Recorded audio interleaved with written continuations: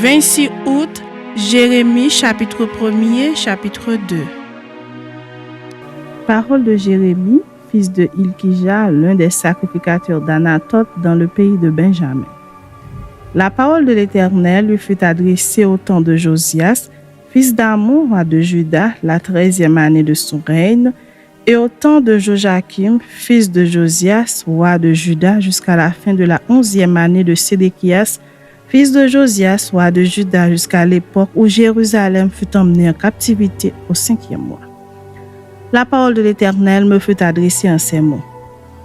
Avant que je t'eusse formé dans le ventre de ta mère, je te connaissais, et avant que tu fusses sorti de son sein, je t'avais consacré, je t'avais établi prophète des nations.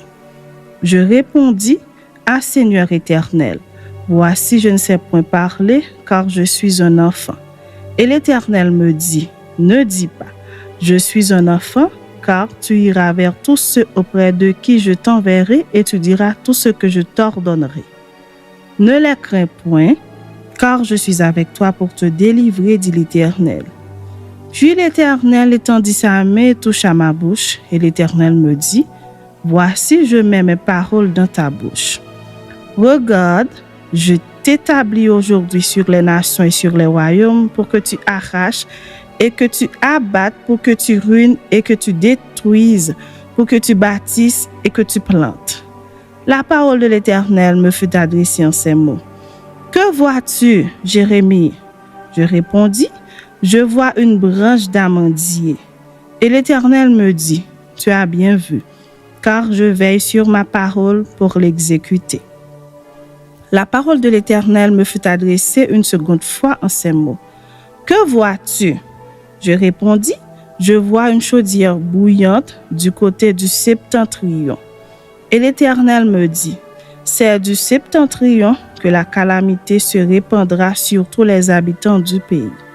Car voici, je vais appeler tous les peuples des royaumes du septentrion, dit l'Éternel. Ils viendront et placeront chacun leur siège à l'entrée des portes de Jérusalem contre ses murailles tout alentour et contre toutes les villes de Juda.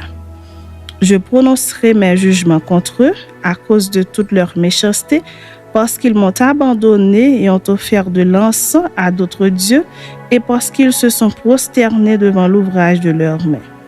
Et toi, Saint-Terrain, lève-toi et dis-leur tout ce que je t'ordonnerai. Ne tremble pas en leur présence, de peur que je ne te fasse trembler devant eux. Voici, je t'établis en ce jour sur tout le pays comme une ville forte, une colonne de fer et un mur d'airain, contre les rois de Juda, contre ses chefs, contre ses sacrificateurs et contre le peuple du pays. Ils te feront la guerre, mais ils ne te vaincront pas, car je suis avec toi pour te délivrer, dit l'Éternel. Chapitre 2. La parole de l'Éternel me fut adressée en ces mots. Va, écris aux oreilles de Jérusalem. Ainsi parle l'Éternel. Je me souviens de ton amour lorsque tu étais jeune, de ton affection lorsque tu étais fiancé, quand tu me suivais au désert dans une terre inculte. Israël était consacré à l'Éternel, il était les prémices de son revenu. Tous ceux qui en mangeaient se rendaient coupables et le malheur fondait sur eux, dit l'Éternel.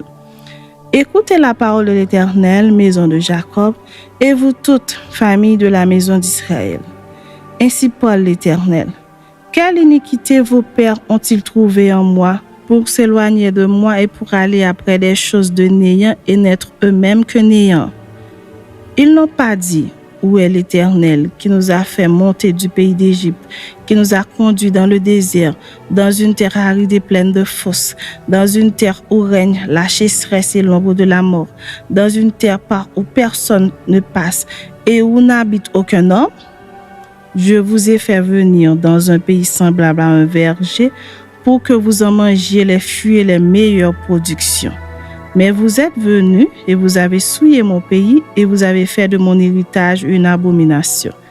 Les sacrificateurs n'ont pas dit « Où est l'Éternel ?» Les dépositaires de la loi ne m'ont pas connu. Les pasteurs m'ont été infidèles. Les prophètes ont prophétisé par Baal. et sont allés après ceux qui ne sont d'aucun secours. C'est pourquoi je veux encore contester avec vous, dit l'Éternel, je veux contester avec les enfants de vos enfants. Passez aux îles de Kittim et regardez. Envoyez quelqu'un à Kédar, observez bien et regardez s'il n'y a rien de semblable.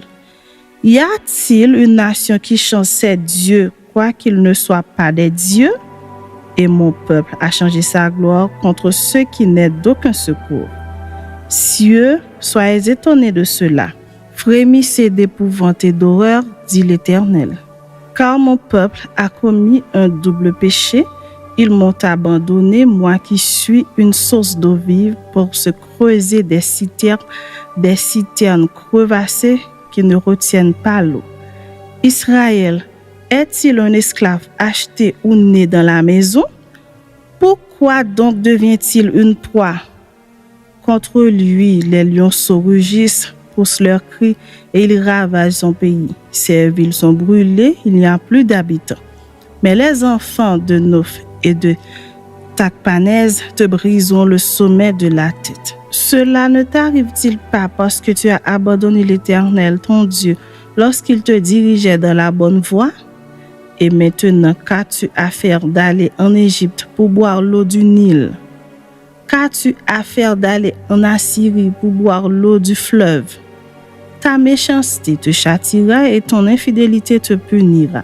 Tu sauras et tu verras que c'est une chose mauvaise et amère d'abandonner l'Éternel, ton Dieu, et de n'avoir de moi aucune crainte, dit le Seigneur, l'Éternel des armées. Tu as dès longtemps brisé ton joug, rompu tes liens, et tu as dit, je ne veux plus être dans la servitude, mais sur toute colline élevée et sous tout arbre vert, tu t'es courbé comme une prostituée. Je t'avais planté comme une vigne excellente et du meilleur plan. Comment as-tu changé, dégénéré en une vigne étrangère? Quand tu te laverais avec du nitre, quand tu emploierais beaucoup de potasse, ton iniquité resterait marquée devant moi, dit le Seigneur l'Éternel. Comment dirais-tu, je ne me suis point souillé, je ne me suis point allé après les Baals? Regarde tes pas dans la vallée, reconnais ce que tu as fait, dromadaire à la course légère et vagabonde, ânesse sauvage habitué au désert, haletante dans l'ardeur de sa passion, qui l'empêchera de satisfaire son désir. Tous ceux qui la cherchent n'ont pas à se fatiguer, ils la trouvent pendant son mois. Ne t'expose pas à avoir les pieds nus, ne dessèche pas ton gosier, mais tu dis, c'est en vain, non, car j'aime les dieux étrangers, je veux aller après eux. Comme un voleur est confus lorsqu'il est surpris, ainsi seront confus ceux de la maison d'Israël, eux, leurs rois, leurs chefs, leurs sacrificateurs et leurs prophètes.